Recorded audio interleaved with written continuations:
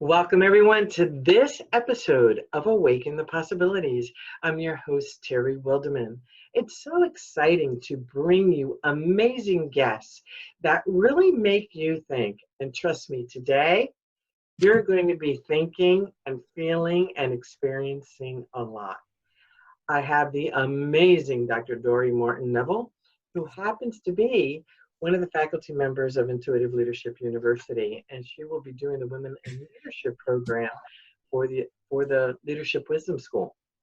So having her on today is ultra special for me because I love everything that Dorothy talks about, who she is and what she represents. So a little bit about Dorothy. As the founder of 4 companies, Dr. Dorothy has firsthand knowledge of the challenges facing men and women in business. In addition, as an executive business coach and consultant, she has supported individuals from all levels of success, Park Avenue, New York City, to a small town in Maine. Consequently, patterns and similarities are readily understood as she brings extensive wisdom, knowledge, and experience to the table. Gosh, we're lucky to have you in the Leadership Wisdom School, Dorothy. Dorothy is an example of what she teaches. She has been asked to head the Health Committee of the UN Global Summit on Conscious Capitalism, where as a leader in her field, she will speak to the need to bring heart, soul, and humanity into healthcare. Leadership, to be effective, must have impact. The level of impact you want to have requires an equal level of personal growth and transformation. As a best-selling author, her newest book, Real Women Change the World, addresses just that. Welcome to Awaken the Possibilities Podcast, Dr. Dorothy. Thank you very much. It sounds so impressive. I think, oh my God, what a woman. Yeah. Oh my God. Well, you are. You're a rock star. I mean, this is just fabulous stuff. And, you and I have had many, many conversations, and we've been in each other's lives in and out over the last 20 years. And more recently in the last couple of years, which I am so very grateful for. Thank you. You have so much wisdom. You offer so much. You have so much insight. And when we connect, magic happens. So I'm really looking forward to sharing that on the podcast. So one of the things that you and I are both passionate about is leadership. Thus, you are one of the faculty members in the Leadership Wisdom School. And as we both know, women are rising. The feminine in all of us, whether you're a man or a woman, is beginning to really open up like an egg. We are giving birth to this, and it's really fascinating to watch. So during this time of challenge, it seems like, we are in a waiting process. The world is taking a nap, N-A-P. I call it nurture, appreciation, pause. Nurture, appreciation, and pause. So as we wait, I would love to get your perspective on waiting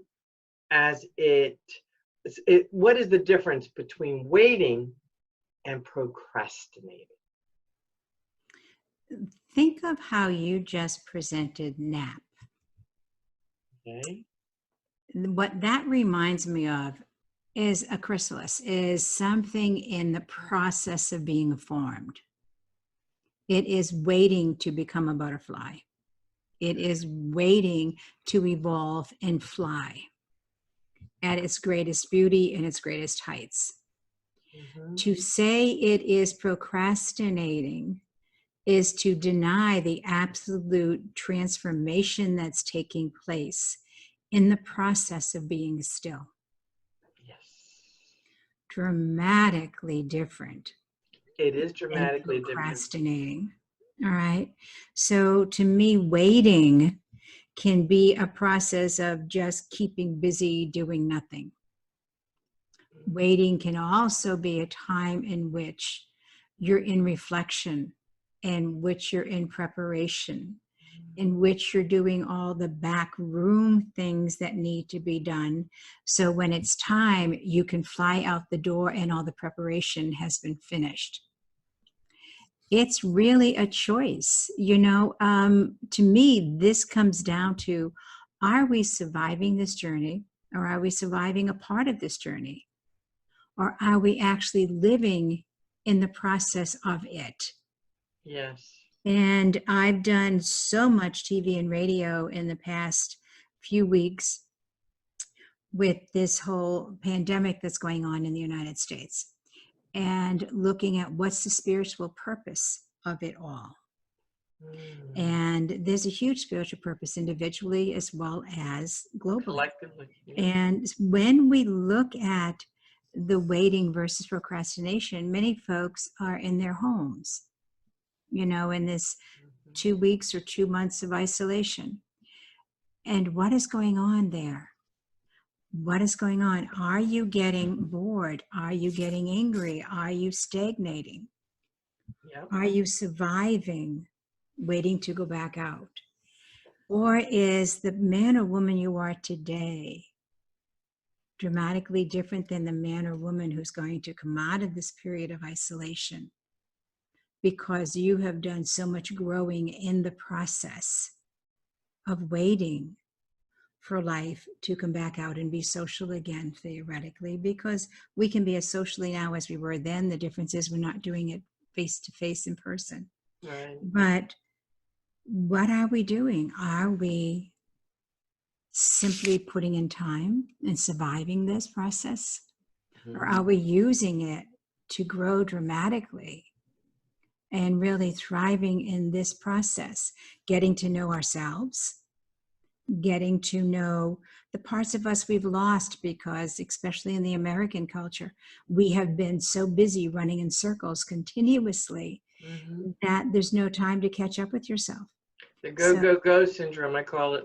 Right. So this can be an absolute blessing in which you catch up with yourself, in which you catch up with the people you love. And it may be an adjustment. The first few days, you may not know if you want to kill them or not kill them, because you're adjusting to living. But I love it. But let's deal with reality. But over time, it really comes down to, are you going to learn to love again? Are you going to learn to open your heart again? Are you going to focus on the parts of them you don't like, or are you going to focus on the parts of them you love? That's right. Yeah. And it really says, who do I want to be in this world? Who do I want to be in my own soul? And so there's a waiting, and yet what a rich, rich time this is, if we choose to make it so. You're absolutely right, Dorothy, because, the waiting can come from two perspectives. It can come from feeling scared, insecure, being very fearful, or the waiting can come from the perspective of what you were talking about before, being and getting things in order, getting to reconnect with ourselves, getting to reconnect with our family members, because how many parents have literally not they've been doing what they can to keep all the balls in the air. Right. And now they need to learn to like each other again.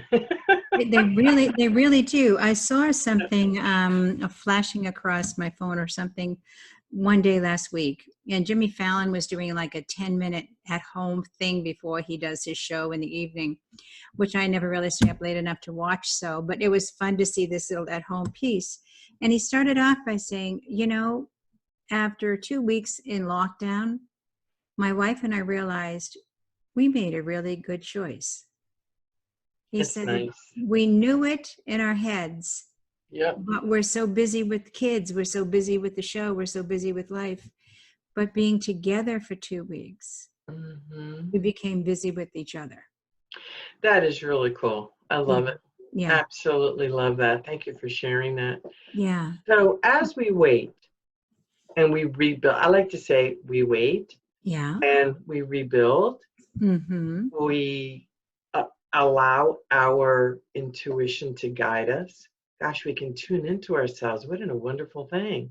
Yeah. And our intuition guides us to work with, or perhaps identify, our inner genius, because Yeah.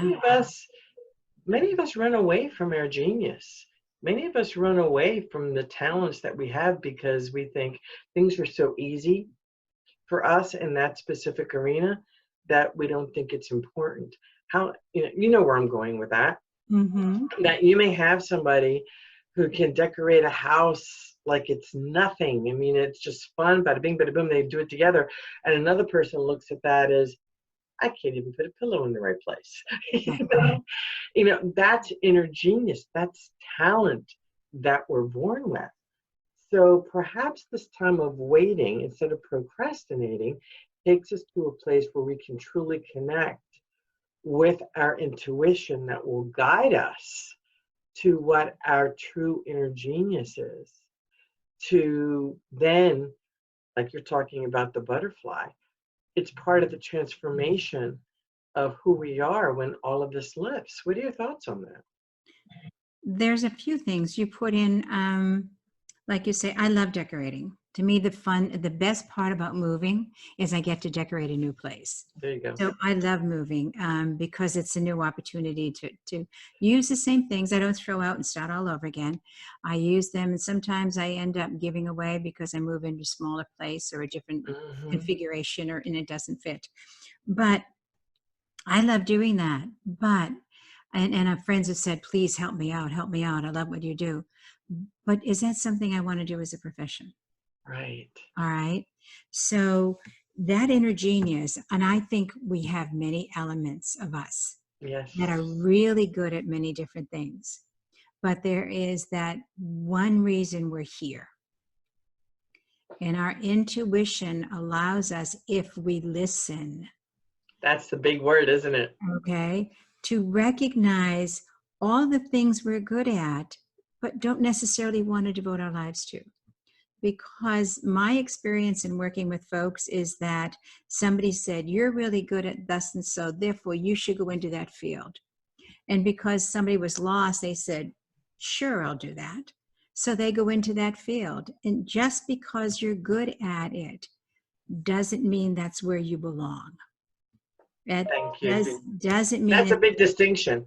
Yeah, because that doesn't mean that's going to feed your heart and your soul. That may not be the piece that brings out the best you there is. Now that brings up I just saw this image of a child who is really, really good at sports, and the father keeps pushing the child because the father has ideas of, or the mother, the parent has ideas of this this kid going professional. And just because the kid is really, really good at that specific sport, and they're pushed and they're pushed and they're pushed, how many times have we seen children finally get the courage to say, I'm done. That's not what I want to do with the rest of my life. Right. This is not enjoyable anymore. I don't want to do this. And so what ends up happening is that we need to, and I think for me, it's those moments when we stop that we get the opportunity to say, wait a minute, is this truly where my heart and soul is fed? Is this truly the gift I brought into this planet to help the world's transformation? What am I doing here? What is my purpose for being here? What is it that calls me to be most alive and most me? And the word tenacity comes up. Mm-hmm. How do we link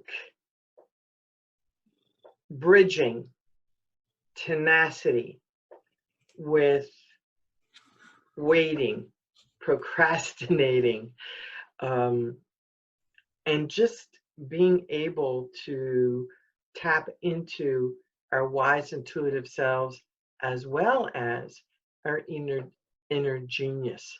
That word tenacity, it's really I could see it connecting the dots. Let's take your school as an example. Okay. I'm going to be teaching there. Now, Yes. I'm in a period of waiting until things are up and running and a class starts. Mm-hmm. Now, I can be annoyed and frustrated because what the heck is she doing? She should have started it last Tuesday. All right. Or I can say, It may start in a week. It may start in a month. What do I need to do for me to prepare the best class I can offer? Right. So the students get the most out of it Mm-hmm. in a way that best supports everybody. Right. And so my tenacity says, I'm going to make this, my babies, she'll be fine. Do you notice they're like children? She was sound asleep over there, or I would have locked her up in a room. But she was perfectly sound asleep over there till, wait a minute, mommy's not paying attention. Yep. You didn't even notice when you were sleeping, sweetheart. That's why mine's locked downstairs. It's like, whoa, who's in charge of this program? It's me. It's me. No, it isn't, my love.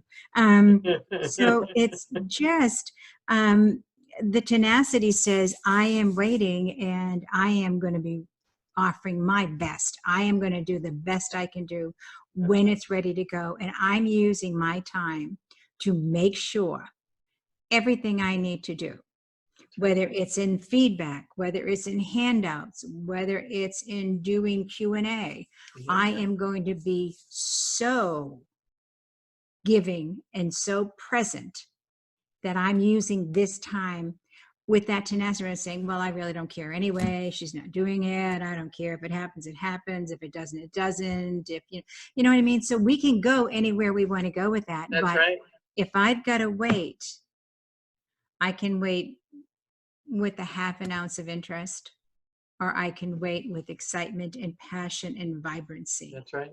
Ready and now's the time to get it up and going. So I'm still waiting. I'm still waiting for the little sample ditty that we need to get done. Oh, see that? See, this is, thank you, Lord. Thank you, Lord. Okay. And that's something I could get out. You know me, I could get that out in a half an hour. Yeah, so we need to get onto that. We're going to be doing the university, by the way, on the Rizuko platform, which I'm very excited about. All right. We're looking at, as you're writing that down, if for anybody Yes. who is looking at creating an online course, I have found that the people at Rizuko, R-U-Z-U-K-U, are phenomenal. They pick up the phone. They pick up the phone, they talk with you, they guide you. They're absolutely amazing. So I have switched from a couple other platforms actually to Rizuko for that reason, because there's a live person on the other end of the phone. This is the tenacity. I am going to keep doing the best I can do while I do this. And if I have to go through 14 places to get to the best for me, that's what I'm going to do. That's the tenacity. All while you're waiting to get this going, the tenacity is preparing you, it's preparing the context, it's preparing it all, so that waiting isn't a passive. Right. We can make it passive if we choose to, but in and of itself, waiting is, a woman who's pregnant, she's waiting for this birth, but I can assure you there's a lot going on. If you've ever been pregnant, there's a lot going on. Yes, there is. So, we need the tenacity, because nothing happens without it. And that's a very interesting image that you brought up, because I know for myself, I'm that pregnant woman when it comes to the school. Look at that. I am that pregnant woman and right now we are in month 7 is what's coming up for me. I'm in month 7. And is that true? Yeah, that's true. Month 7. We're getting all the sample courses together. We're getting all the videos together of all the faculty members. We're doing a lot of the hard stuff right now, getting the web pages ready to rock and roll and cook. And by number 8, I think this could be a premature baby because I don't want to wait 9 months. We may be doing it 6 months earlier or 6 weeks earlier. But anyway, I don't think I'm going to wait 9 months. But anyway, we're at, from a week's perspective, we are at about week 30, 31, right in there, 32, right, and getting this thing cooking. So it's very exciting. It is exciting. It really is exciting. So just look at the tenacity that you have. And not standing still and doing nothing until it starts. Then you'll do what you got to do. The tenaciousness says, I'm getting going. I'm doing this. I'm doing this. I'm going to go through as many of these as I need to get the right ones. I'm going to look at enough people that I need to look at to get what I think are the best teachers for the program. That's right. That's it. That's it. We're And I bringing want it to up. bring something up that happened, by the way, with the school from a leadership perspective, from an intuition perspective, and from a perspective of not listening to intuition. Not this past weekend, but the weekend before, I was building the Life Wisdom School. There's 3 schools in Intuitive Leadership University: the Leadership Wisdom School, the Business Wisdom School, and the Life Wisdom School. And I had chosen to start with the Life Wisdom School because in my world, what I have learned in leadership is if I don't help the leaders work on containing their stress levels and learn how to become more resilient, all the practical, tactical, and logical stuff that I teach them tends to fall on deaf ears because they are way too stressed. So I've always started, even when I owned my leadership center, I've always started on stress management first. Well, 2.5 days later, I created the website, the web page for that specific school.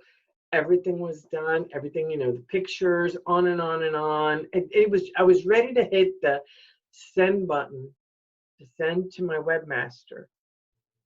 It disappeared. Disappeared. I mean, gone. No recovery. Nothing. I'm going through this thing. And it's like, I just spent 2.5 days on this, writing the copy and making sure everything was spot on. For the life of me, I cried. I just walked away from the computer for 3 days after that. I was just so upset. Well, I know when I need to reach out to somebody else to get me grounded. And I was really ungrounded with that. That really, that specific event really threw me. And I thought, what is the message here? And what? That's the gift. Yeah. Oh yeah, what is the gift? And the gift was, and you'll appreciate this, and I was working with another faculty member, Dr. Stephen Hobbs, who's very intuitive and very insightful. And I said, Stephen, help me get clear on this. And we both went into zone. And what became very clear is I was working on the wrong school. The first school to launch is the Leadership Wisdom School. And it was already created. I just have to fine tune the page. And so the Leadership Wisdom School is going to be the first school to launch. And I just sort of went, because it felt right. Right. But geez, look at what I did. I pushed. I wasn't listening. I was determined. I wasn't listening to the intuition. I pushed through, and the universe said, what do we got to do to get through to her? And you and I have talked about this before, that when we are in will, yes, we are absolutely out of balance. We are. We need intent, not will. Will is about force. Yes. When we live in intent, we are allowing while we go forward. And we will see obstacles, we walk around them, we don't fight them because we're not in force, we just keep on going because my intention is to get there. And I will just walk around what I need to, and I'll deal with what I have to, and I am just going to keep on going because that's my intention. But force says I'm going to knock down every little mother that gets in my way because I'm going and this is what's going to happen. And that's where I was that weekend. And it was on a weekend. Yeah. It was on a weekend. Doesn't work in our body. It doesn't work in our energy field. Force does not do it. Will is not an asset other than in a very short-term process. Minutes. Well, we teach this stuff. And we end up teaching what we have to learn for ourselves, do we not? How many times have I said to you, we came here to teach what it is we came here to learn? Yes. Absolutely. Really, really. So the Leadership Wisdom School will rock first. Dr. Dorothy Martin Neville is going to be the faculty member doing the Women in Leadership program, which I am so excited to do. We're going to have a sample, and on the website, you're going to have a little video of her talking about who she is and why she's part of the faculty. And it's just going to be fun. Yeah. Lots of fun. I'm really looking forward to it. Well, Dorothy, thank you so very much. This is not going to be this is not the first time. It's not going to be the last that you're going to be part of the Awaken the Possibilities podcast. You are actually also going to be in our Awaken the Possibilities Facebook group on Friday, Yes. doing the Freedom Friday. Every Friday, I have a member of what we call the HEAL Network, Holistic Education and Leadership Network. Key people, of which some are faculty members, who are going to be taking time out of their very busy day to spend time with me to help the Awaken the Possibilities group members take flight Yeah. and step into their freedom. So I'm really looking forward to that.